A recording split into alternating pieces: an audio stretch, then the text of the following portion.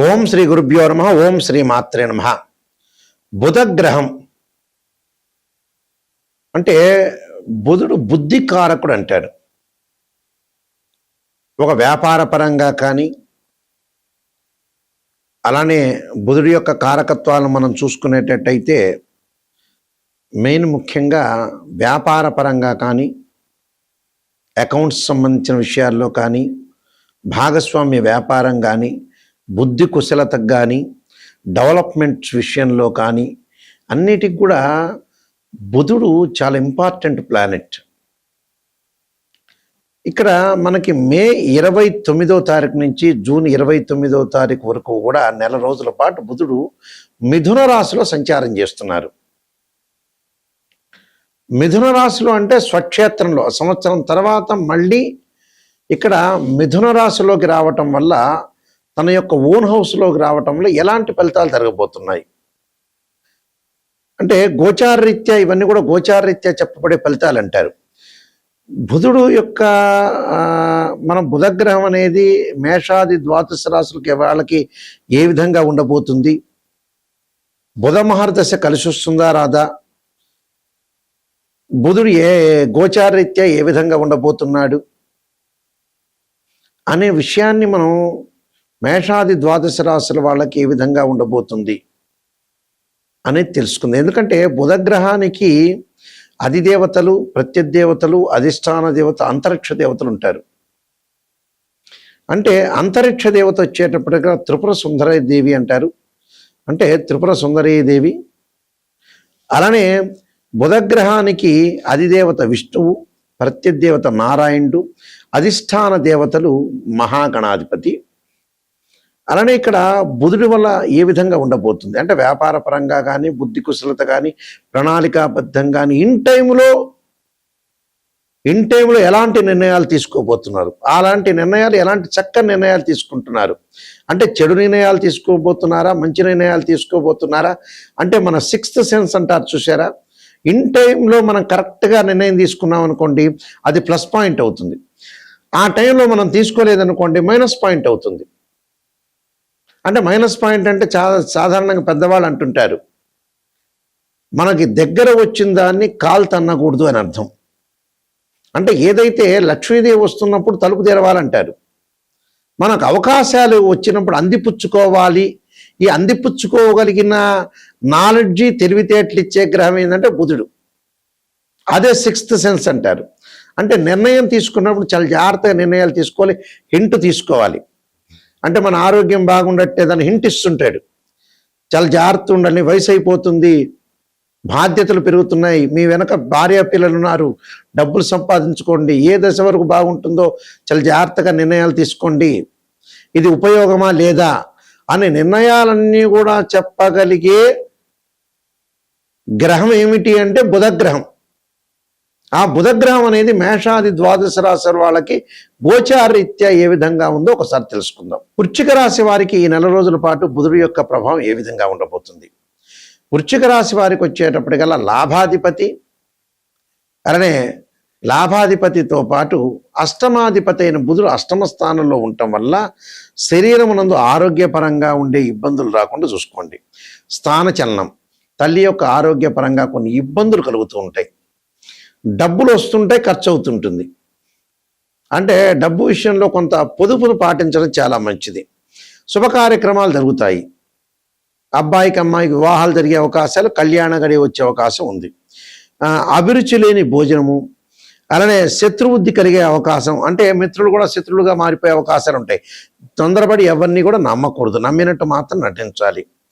అలానే గుండె నిబ్బరం చేసుకోవాలి. అలానే కొన్ని చిరాకులు పరాకులు వచ్చే అవకాశాలు ఉంటాయి. మానసికంగా కూడా కొంత ఆందోళన కలగకుండా చూసుకోండి. అంటే మానసికంగా ప్రతిదానిలో కూడా ఇబ్బంది కలగకుండా చూసుకోవడం చాలా మంచిది. అనవసరమైన ఇబ్బందులు, అనవసరమైన గొడవల వల్ల మనకు మంచి జరిగే అవకాశం అనేది ఉండదు. కాబట్టి కొంత జాగ్రత్తగా ఉండి మనశ్శాంతిగా ప్రశాంతంగా ఉండి భగవంతుడి యొక్క ఆరాధన చేయండి. ఆరోగ్యాన్ని మటుకు చాలా జాగ్రత్తగా చూసుకోండి. అంటే ఆరోగ్యానికి ఏంటంటే శరీరే జర్జరీభూతే వ్యాధిగ్రస్తే కళేబిరి ఔషధం జాహ్నవీతోయం వైద్యో నారాయణ హరి అనే మంత్రాన్ని చక్కగా చదువుకోండి. చక్కగా చదువుకోవటం వల్ల మీకు మంచి జరిగే అవకాశాలు ఖచ్చితంగా ఉంటాయి. అంటే ఇలాంటి విషయాలు కూడా కొంత దత్తాత్రేయ స్వామి యొక్క పాలన ఒకటి, ఎవరికీ డబ్బులు ఇవ్వద్దండి, ట్రాన్సాక్షన్స్ చేయొద్దండి. ఇస్తే మళ్ళీ తిరిగి వచ్చే సూచనలు అనేవి లేవు. దేనికంటే శుభ కార్యక్రమాలకు డబ్బులు ఖర్చు పెట్టచ్చు, విద్య ఖర్చు పెట్టచ్చు. అలానే విద్యార్థులు వేరే విషయాల మీద కొంత శ్రద్ధ బాగా పెట్టడం, చదువు మీద కాన్సన్ట్రేషన్ లేకుండా జరుగుతుంది. కాబట్టి తప్పకుండా చదువు మీద కాన్సన్ట్రేషన్ పెట్టండి. దక్షిణామూర్తి యొక్క స్తోత్ర పారాయణం చేస్తే మీకు మంచి జరిగే అవకాశాలు ఖచ్చితంగా ఉంటాయి. బుధగ్రహం అనేది అనుకూలంగా లేకపోతే ఖచ్చితంగా త్రిపుర సుందరీదేవి యొక్క ఆరాధన చేయాలి బుధవారం రోజున. అలానే శనివారం రోజున విష్ణువు నారాయణుడి యొక్క ఆరాధన చేయటం, బుధవారం రోజున గణపతి అంటే సంకష్టకర గణపతి వ్రతం వస్తుంది మనకి. సంకటహర గణపతి అంటారు. అంటే సంకష్టహర చతుర్థి వస్తుంది.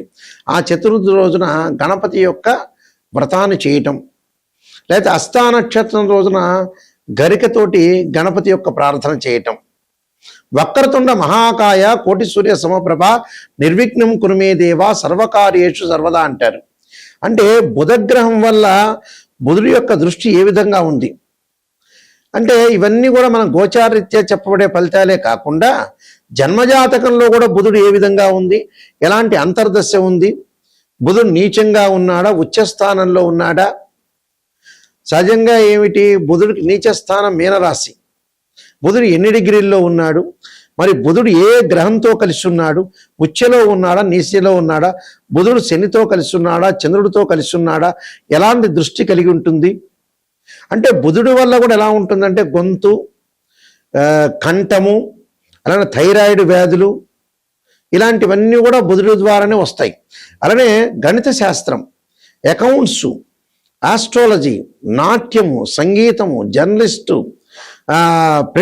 ప్రింటింగ్ వర్క్స్, ఎలక్ట్రానిక్స్, ఇంజనీర్లు, టెలికమ్యూనికేషన్లు, PhD, stationery, books, printing, tourism, guides, ఇలాంటివన్నీ కూడా పేపర్ వ్యాపారం, కొన్ని వ్యాపారాలని కూడా బుధుడి యొక్క సపోర్ట్ ఉంటేనే, బుధుడి వల్ల కూడా వాగ్దాటి అభివృద్ధి సాధించాలన్నా బుధుడి వల్లే వస్తుంది. కాబట్టి బుధుడి యొక్క దోషం ఉంటే జాతకపరంగా త్రిపుర సుందరి స్తోత్ర పారాయణం చేయటం, అమ్మవారికి ఎర్ర మందారాలు, ఆకుపచ్చని పూలతోటి పూజ చేయడం చాలా మంచిది. బుధుడు నీచ స్థానంలో శత్రుక్షేత్రంలో ఉన్న బుధచంద్రులు, బుధశనులు కలికిన, అలానే బుధశనులు ఏదైతే కలవారు కూడా అంటే చాలా జాగ్రత్తగా అనుసరించి ముందుకు వెళ్ళాలి. అంటే శత్రుక్షేత్రంలో ఉండకూడదు. శత్రుక్షేత్రంలో ఉందనుకోండి ఇబ్బందులు కలిగే అవకాశాలు ఎక్కువ ఉంటాయి.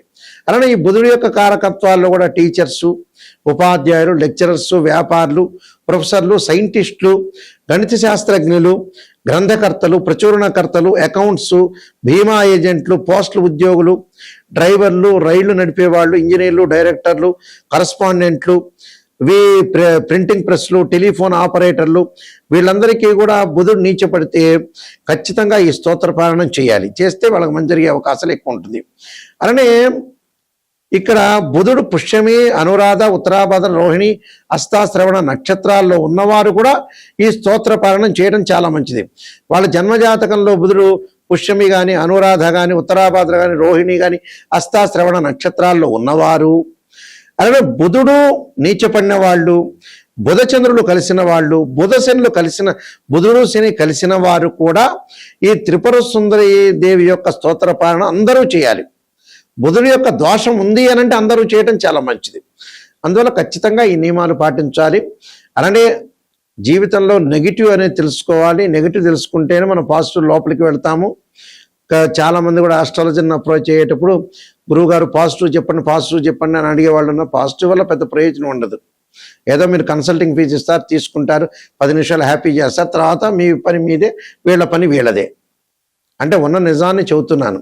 ఎప్పుడు కూడా గురువుగారుల దగ్గరికి వెళ్ళేటప్పుడు, నేనే కాదు గురువుగారి దగ్గరికి వెళ్ళేటప్పుడు, ఆస్ట్రాలజీని అప్రోచ్ అయ్యేటప్పుడు, గురువుగారు నేను నెగిటివ్ నుంచి ఎలా బయటపడాలి, నెగిటివ్ అయినా పాజిటివ్ అయినా మీరు చెప్పండి, దాని పరిష్కార మార్గం చెప్పండి అనే విషయాలు మీరు చాలా జాగ్రత్తగా వినాలి. ఎందుకంటే ద్వాదశ భావాలు ఉంటాయి. అంటే డివిజనబుల్ చార్ట్స్ అనేవి 16 ఉంటాయి.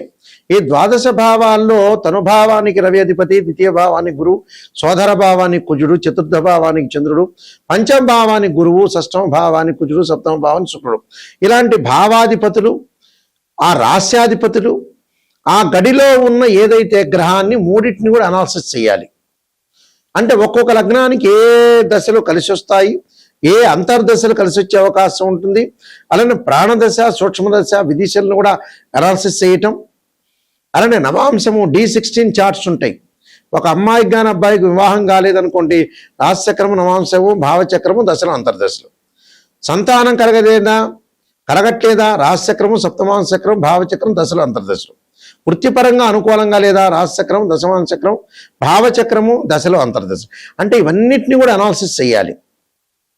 అనాలిసిస్ చేయకుండా ఏదో మీకు ఇష్టం వచ్చినట్టుగా ఆస్ట్రాలజర్ ద్వారా చెప్పించుకోవటం, వారు కూడా ఇష్టం వచ్చినట్టు చెప్పటం, ఇలాంటివన్నీ కూడా కరెక్ట్ ఫలితాలు వచ్చే అవకాశం ఉండదు. ఏదో గురువు గారు పొగడండి అంటే ఎందుకు డబ్బులు దండగా, మీ పక్కింటి వాడికి డబ్బులు ఇచ్చిన వాడికి 100 రూపాయలు ఇస్తే పొగుడతాడు. కాబట్టి ఆస్ట్రాలజీని అప్రోచ్ అయ్యేటప్పుడు మీరు ఖచ్చితంగా నిర్ణయం తీసుకోండి. జీవితాన్ని జోక్గా తీసుకోకూడదు. లైఫ్ అనేది లేదు. 60 సంవత్సరాలు దాటిన తర్వాత బ్యాగ్ సర్దుకోవటమే. మనం ఏదో డ్రామా పాత్రధారులం. ఈ పాత్ర ముగించుకొని వెళ్ళిపోవాలి. ఈ పాత్రలో ముగించుకొని వెళ్ళేటప్పుడు బాధ్యతలు అనేవి నిర్వహించుకోవాలి. ఏదో జరుగుతుందిలే, అప్పుడు జరుగుతుందిలే, ఇప్పుడు జరుగుతుందిలే ఆలోచన వల్లే మనం చెడిపోతున్నాం. కొంతమంది వ్యక్తులు ఉన్నారు. ఆ వ్యక్తులు ఏంటంటే కొంచెం మొండిగా ఉండటం, లౌకిక జ్ఞానం లేకపోవటం, శరీరం ఎప్పుడూ కూడా మన హింట్ ఇస్తుంటుంది, ఆరోగ్యపరంగా ఇబ్బందులు కలుగుతున్నాయి, చాలా జాగ్రత్తగా ఉండండి. అలాంటి నిర్ణయాలు తీసుకొని ముందుకు వెళ్ళాలి. నేను 15 పుస్తకాలు రాశాను. కాలసర్పయోగము, కాలసర్పయోగ చంద్రిక, రాహుకేతులు, ఛాయాగ్రహాలు, స్వప్నశాస్త్రం, పుత్రగణపతి వ్రతము, అలానే జాతక చంద్రిక, వివాహ మార్తాండము, నవగ్రహ దోషాల 12 మహావిద్యలు, పారణాలు, స్తోత్ర పారణాలు, స్వప్నశాస్త్రము, సర్వదేవతా గోత్రపులు part 1, part 2, production of astrology, పురత్ పరిహార సింధు, ఇలాంటి నెంబర్ ఆఫ్ ఆస్ట్రాలజీ బుక్స్ రాశాను. ఇవన్నీ కూడా రాజమండ్రి వారి యొక్క మోహన్ పబ్లికేషన్ వాళ్ళ దగ్గర దొరుకుతాయి. వాళ్ళని సంప్రదించి పుస్తకాలు తీసుకోవచ్చు, లేకపోతే మా దగ్గరైనా ఫోన్ చేసి తెలుసుకోవచ్చు. మా వెబ్సైట్ www.nayakanti.com, nayakanti.in. ఆ స్క్రీన్ మీద స్క్రోల్ అవుతున్న నెంబర్కి మీరు ఫోన్ చేసి తెలుసుకోవచ్చు. నా నెంబర్కే డైరెక్ట్గా వచ్చేస్తుంది. ఎందుకంటే నిజాన్ని తెలుసుకునే వాళ్ళు మాత్రమే నాకు ఫోన్ చేయండి. డాక్టర్ నాయకంటి మల్లికార్జున శర్మ గారి ద్వారా నేను బాగుపడతాను, నిజాన్ని తెలుసుకుంటాననే వాళ్ళు మాత్రమే ఫోన్ చేయండి. ఎవరైనా సరే ఆస్ట్రాలజీ పరంగా నా దగ్గర చెప్పించుకునే వాళ్ళు వాయిస్ రికార్డింగ్ అనేది మస్ట్. అంటే వాయిస్ రికార్డింగ్ ఎందుకంటే నేను చెప్పిన విషయాన్ని ఏ గ్రహాలు బాగలేదు, ఏ దశలు బాగలేదు, ఏ దశలో ఇబ్బందులు అవుతాయి, ఏ అంతర్దశలో ఇబ్బంది అవుతుంది అనే విషయాన్ని నేను వాయిస్ రికార్డింగ్ పెట్టుకున్నాను అనుకోండి, మళ్ళీ రిపీట్గా వినే అవకాశం ఖచ్చితంగా ఉంటుంది. నిజాన్ని తెలుసుకునే వాళ్ళు మాత్రం నా దగ్గరికి వస్తే వాళ్ళని నేను బాగు చేయడానికి 100% పరిష్కార మార్గం అనేది ఇస్తాను. మీకు కరెక్ట్ రెమెడీస్ ఇస్తాను. చిన్న చిన్న రెమెడీస్ జాతకాన్ని బట్టి ఉంటాయి. కొంతమంది పెద్ద రెమెడీస్ ఉంటాయి, కొన్ని చిన్న రెమెడీస్ ఉంటాయి. వాళ్ళ జాతకాన్ని బట్టి నిజాన్ని తెలుసుకున్నాం అనుకోండి, మనం ఖచ్చితంగా మన జీవితంలో సూపర్ స్టార్స్ అయిపోయినట్టే. నిజాన్ని తెలుసుకునే వాళ్ళు మాత్రమే నాకు ఫోన్ చేయండి. మీ అందరికీ కూడా మంచి జరగని ఆశిస్తూ శ్రీ పరమేశ్వరుడి యొక్క కరుణాకటాక్షం ఉండాలని ఆశిస్తూ సర్వే జనా సుఖినో భవంతు.